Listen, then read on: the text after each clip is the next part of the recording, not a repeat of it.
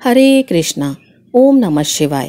प्रिय भक्तों, स्वागत है आपका मेरे YouTube चैनल पूजा पाठ में। आज आप सुनेंगे बुधवार व्रत कथा। तो चलिए करते हैं कथा को शुरू। प्राचीन काल में रतिदेव नाम के प्रतापी राजा थे। धूमकेतु नाम का एक श्रेष्ठ ब्राह्मण उनके राज्य में निवास करता था। उसके सुशीला और चंचला नाम की दो स्त्रियां थीं। सुशीला सदैव कोई ना कोई व्रत रखती थी, अतः उसका शरीर दुर्बल हो गया था।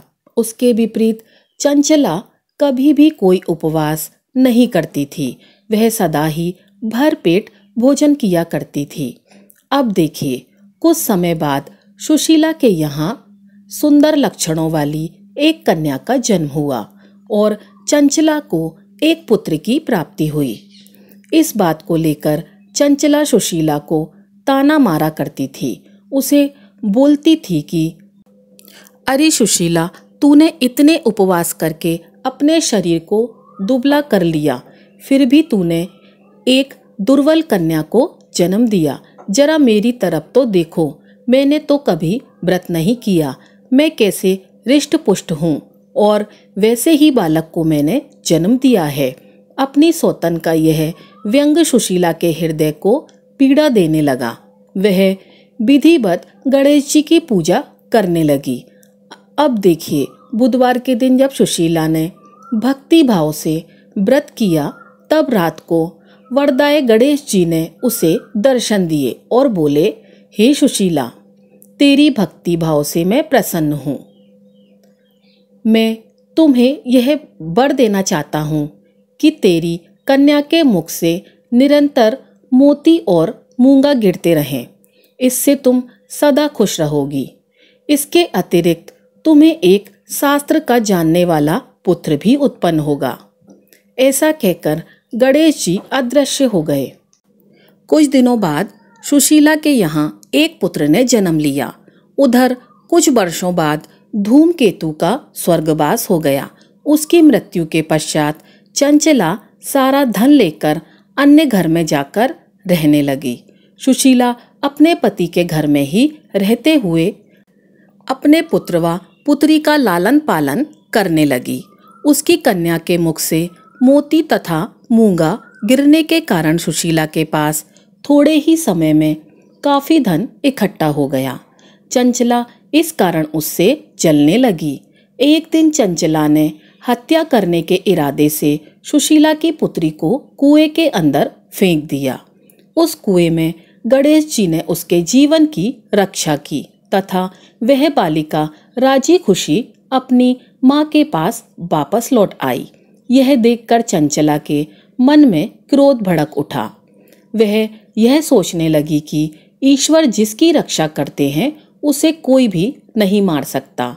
सुशीला को अति प्रसन्नता हुई जब उसने अपनी पुत्री को पुनः प्राप्त किया।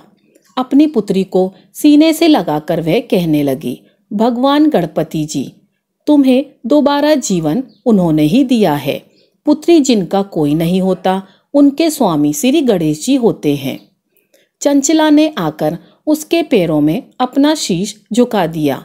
चंचला को इस प्रकार देखकर सुशीला को बड़ा ही आश्चर्य हुआ। चंचला ने हाथ जोड़कर कहा कि हे बहन, हे सुशीला, मैं बहुत पापिनी एवं नीच हूँ। आप तो दया करने वाली दयावान हो। आपने दोनों कुलों का भला किया है। आप मेरी गलती को क्षमा करें। जिसके भगवान रक्षक हैं, उनका कोई कुछ नहीं बिगाड़ सकता। जो मनुष्य साधु एवं संत पुरुषों के दोषों को देखते हैं, वे अपने कर्मों से स्वयं ही नाश को प्राप्त हो जाते हैं। तत्पश्चात चंचला ने भी उस कष्टनाशक तथा पुण्य को देने वाले संकटनाशक गणेश जी के व्रत को किया। गणेश जी की कृपा से उन दोनों में आपस में मित्रता हो गई। प्रिय भक्तों, जिस पर गणेश जी प्रसन्न होते हैं, उस व्यक्ति के दुश्मन भी मित्र बन जाते हैं। सुशीला के बुधवार के व्रत किए जाने के फलस्वरूप उसकी सौतन चंचला का मन बदल गया। गणेश जी कहते हैं कि जो भी बुधवार के दिन मेरी कथाओं को पढ़ता है अथवा सुनता है तथा आरती को गाता है, मैं उस पर अवश्य ही अपनी कृपा बरसाता हूँ। जो मेरे व्रत को करता है तो फिर मेरी कृपा की कोई तुलना की ही नहीं जा सकती। जय श्री गणेश। ओम नमः शिवाय। हर हर महादेव। तो प्रिय भक्तगणों, अब आप श्रवण करेंगे भगवान गणेश जी की दूसरी कथा। बहुत समय पहले की बात है।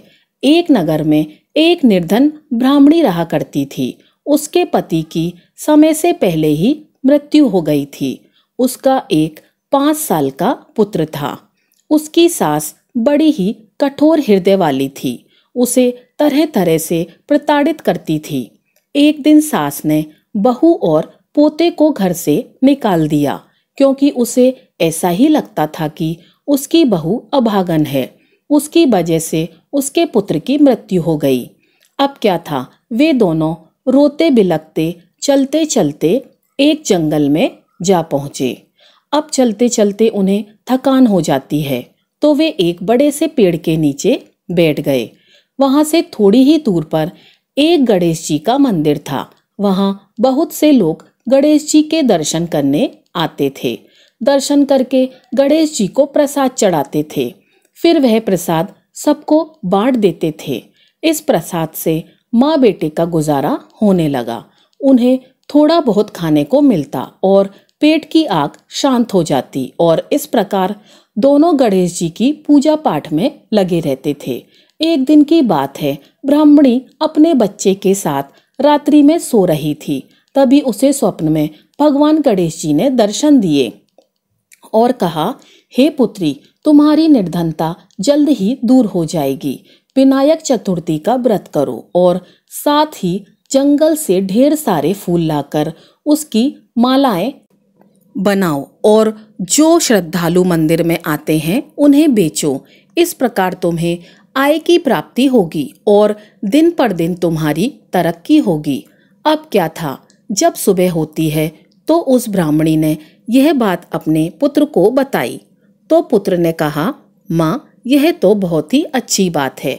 जब गणेश जी आपको दर्शन दिए हैं तो हमें अवश्य ही फूल तोड़कर मालाएं बनाकर उन्हें बेचना चाहिए। वे हर रोज जंगल से फूल लाकर उसकी माला बनाकर बेचने लगे। साथ में पूजा की सामग्री और प्रसाद भी बेचने लगे। इससे उनको आमदनी होने लगी। गणेश जी की अनुकंपा से आमदनी बढ़ने लगी और उस ब्राह्मणी ने बुधवार का व्रत भी किया। गणेश भगवान की कृपा से जल्दी ही उन्होंने एक बड़ा सा मकान भी बनवा लिया और दुकान भी बनवा ली। इस प्रकार से कुछ वर्ष बीत जाते हैं और वह ब्राह्मणी का पुत्र बड़ा हो जाता है। युवा अवस्था उसकी हो जाती है। वह विवाह योग्य हो जाता है। ऐसे ही एक दिन की बात है। एक राजा की लड़की मंदिर में रोज पूजा करने आती थी। ब्राह्मणी के बेटे को देखकर राजकुमारी उस पर मोहित हो गई और उससे विवाह करने की सोचने लगी। उसने अपनी भाभी से अपने सारे मन की बात कही। भाभी भी अनुभवी थी। उसने कहा, यह तो एक ब्राह्मण माली का बेटा है और तुम एक राजा की बेटी हो। यदि तुमने उससे विवाह किया तो तुम्हारी बहुत ही बदनामी होगी। पर राजकुमारी अपनी बात पर अड़ी रही। उसने कहा, मैंने तो प्रतिज्ञा कर ली है कि उसी से विवाह करूंगी। भाभी ने घर जाकर सारी बात राजा को बता दी। राजा ने मना नहीं किया, क्योंकि राजा स्वयं गणेश भगवान का भक्त था और विवाह के लिए तैयार हो गया। उन्होंने बड़ी धूमधाम से बेटी का विवाह माली अर्थात ब्राह्मणी के पुत्र के साथ कर दिया। ब्राह्मणी ने सबसे पहले बेटे बहू को गणेश जी के मंदिर में ले जाकर पूजा पाठ करवाया और गणेश जी का आशीर्वाद दिलवाया। इसके बाद पूरे नगर में यह बात फैल गई कि गणेश जी की पूजा करने से सब दुख कष्ट दूर हो जाते हैं। यह बात सुनते ही नगर के सभी लोग मंदिर आने लगे। ब्राह्मणी और उसके बेटे की बिक्री और भी अधिक बढ़ गई। अब देखिए भगवान श्री गणेश की महिमा। उधर उसकी सास के बुरे दिन आ गए। अन्नदाता उनसे रूठ गए और वह भूखों मरने लगी। एक दिन वह रोती धोती उसी गणेश जी के मंदिर में जा पहुंची और वहां मालिन के बेटे से बोली, बेटा मैं बहुत ही भूखी हूँ, मुझे रोटी कपड़ा दे दे, इसके बदले में मैं तुम्हारा सारा काम कर दूंगी। लड़के को दया आ गई और उसे काम पर रख लिया। उसने अपनी दादी को नहीं पहचाना। जब ब्राह्मणी घर आई तो उसने अपनी सास को तुरंत ही पहचान लिया। वह अपनी सास से बोली, सासू माँ आप यहाँ कैसे? सास ने पोते की तरफ इशारा करते हुए कहा, मैं इस सेठ के यहाँ नौकरी पर लग गई हूँ। बहू बोली, यह आपका पोता है माँ जी, और यह घर भी आपका ही है, यह दुकान भी आपकी है। जब आपने हमें घर से निकाला तब गणेश जी ने हमारी रक्षा की। बहू की बात सुनकर सास बोली, मेरी करनी मैंने भोग ली है। बहू बोली, सासू जी अब आप हमारे यहाँ रहो और पोते का सुख देखो। हे गणेश जी महाराज, जैसा सुख आपने उस ब्राह्मणी को दिया वैसा ही सुख सबको देना। जय शिव शंकर, जय गणेश भगवान। तो भक्तगणों, अब हम सुनेंगे बुधवार की अगली कथा। बहुत समय पहले की बात है। एक गांव में एक भाई बहन रहते थे। भाई बहुत गरीब था, बहन बहुत धनवान थी। एक बार भाई की बहन की ननंद का विवाह था। उसने अपने भाई को ना तो निमंत्रण भेजा और ना ही कोई चिट्ठी भेजी। भाई को बाहरी लोगों से पता चला कि उसकी बहन की ननंद का विवाह है। भाई ने अपने गांव वालों को बताया। तब गांव वालों ने उसकी बहन के लिए चुनरी बिछिया साड़ी, जिसको जितना बन पड़ा, कन्या के लिए दिया। भाई सारा सामान लेकर बहन के गांव पहुंचा। बहन के घर जाने पर बहन की देवरानी बोली, भाभी जी आपके भाई आए हैं। तो बहन ने पूछा, कैसे आए हैं, तो और क्या पहना है? तब देवरानी ने कहा कि पैदल आए हैं, फटी पगड़ी और फटी धोती पहने हैं। तो बहन बोली, मेरे ससुर हवेली के सामने दुकान में बैठे हैं, मुझे शर्म आती है। भाई को बोलो कि पीछे के दरवाजे से आए। भाई के आते ही बहन ने भाई को एक कमरे में बंद कर दिया और बाहर से ताला लगा दिया। एक तरफ लड़की का विवाह हो रहा था, गाजे बाजे बज रहे थे, अतिथियों को भोजन कराया जा रहा था, और दूसरी तरफ भाई को कोई पानी तक पूछने वाला नहीं था। तभी भांजे की बहू को दया आ गई और उसने दरवाजा खोल दिया। दरवाजा खुलते ही भाई वहां से भागा। 2 दिन के भूखे प्यासे रहने के कारण उसे चक्कर आने लगे। रास्ते में एक गणेश जी का मंदिर था। वहां जाकर वह गिर गया और रोते रोते गणेश भगवान को अपनी व्यथा सुनाई और बोला, हे गणेश जी महाराज, आज मेरी गरीबी के कारण से मेरी सगी बहन ने मुझे धिक्कार दिया है। घर जाने पर मेरी पत्नी, मेरे बच्चे जब पूछेंगे कि क्या लेकर आए हैं तो मैं क्या जवाब दूंगा? तब गणेश जी को उस पर दया आ गई और गणेश जी भगवान बोले, मेरे बगीचे से ककड़ी तरबूज तोड़कर ले जा। तब भाई ने ककड़ी तोड़कर झोला भर लिया और अपने घर गया। घर जाते ही बच्चों ने पूछा, पिताजी बुआ के यहाँ से हम लोगों के लिए क्या क्या लाए हैं? बच्चे उसके झोले को देखने लगे। झोला खोलते ही छोटे छोटे तरबूज सोने की गेंद में बदल गए। बाकी तरबूज को काटने पर हीरे मोती निकले। पत्नी बोली, आप बहन के घर से इतना कुछ क्यों लाए? आपकी बहन ने हम लोगों को बहुत ज्यादा दे दिया है। भाई ने कुछ भी जवाब नहीं दिया। गणेश भगवान की कृपा से उसके दिन बदल गए। भाई का काम धंधा जोरों से चलने लगा और भाई अब बुधवार का व्रत भी करने लगा। धीरे धीरे गहने, कपड़े, रहने के लिए मकान बन गए। पत्नी बोली, एक बार ननंद जी को बुलाकर लाओ। तो भाई ने नए कपड़े, नए जूते पहनकर रथ में बैठकर बहन को लेने गया। देवरानी बोली, भाभी जी आपके भाई आए हैं। बहन ने पूछा, कैसे आए हैं और क्या पहना है? तब देवरानी बोली, रथ में बैठकर खूब ठाट बाट से आए हैं। बहन बोली, मेरे भाई को बोलो कि हवेली के सामने से आए, मेरे ससुर देवर जेठ देखेंगे। भाई का बहन ने खूब स्वागत सत्कार किया। भाई ने बोला, बहन मैं तुम्हें लेने आया हूँ। तब बहन ने कहा, मुझे भी बहुत दिन हो गए हैं, चलो मैं चलती हूँ। भाई बहन को लेकर अपने घर आया। भाई और उसकी पत्नी ने बहन का खूब आदर सत्कार किया। खूब मेहमानी हुई। जो चीजें बोली वह बनवा कर उसे दिया। बहन बोली, भाई मुझे एक जोड़ी जूतियां चाहिए। तब भाई ने मोची को बुलाया और कहा, मेरी बहन के लिए ऐसी जूती बनाओ जो मुंह से बोले। तब मोची ने कहा, इसमें कुछ समय लग जाएगा।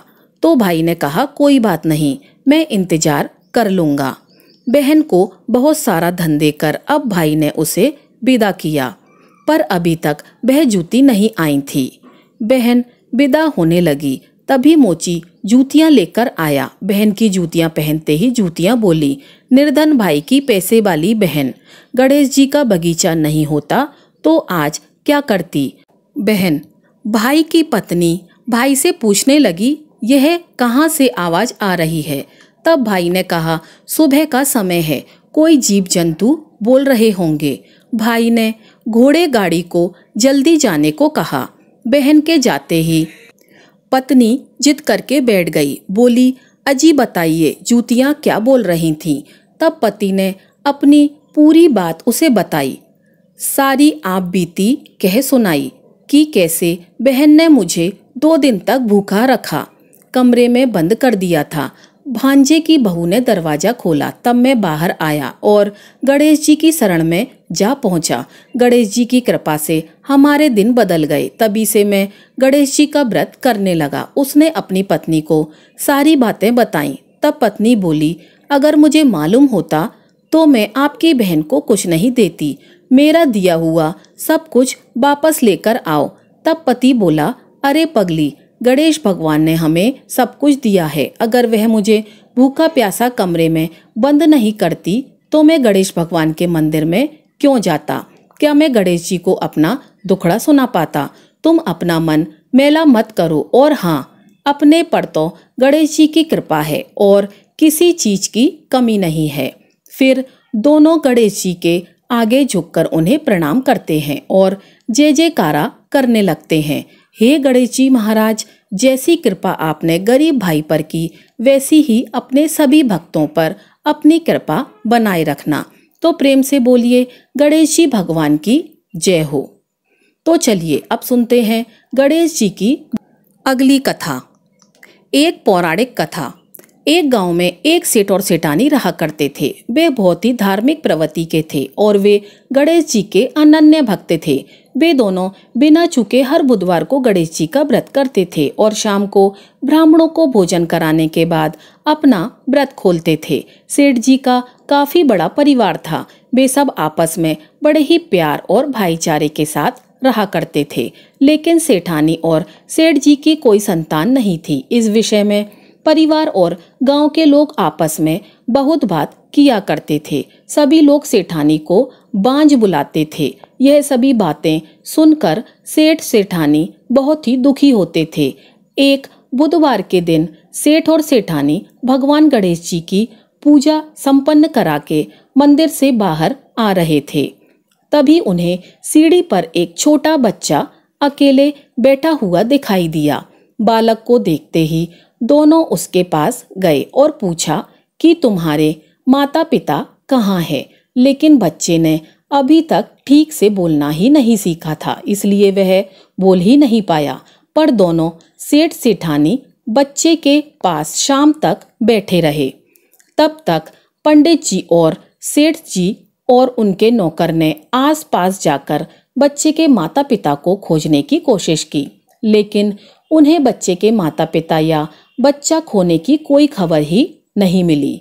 फिर पंडित जी ने सेठ और सेठानी को यह बच्चा अपने घर ले जाने के लिए कह दिया।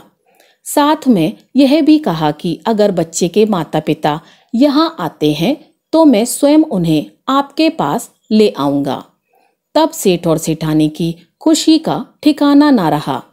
वे दोनों खुशी खुशी उस नन्हे बालक को अपने साथ अपने घर ले आए। सेठ जी ने बच्चे का नाम अपने आराध्य श्री गणेश भगवान जी के नाम पर गणेश रखा और बड़े ही प्रेम और दुलार से उसका पालन और पोषण करने लगे।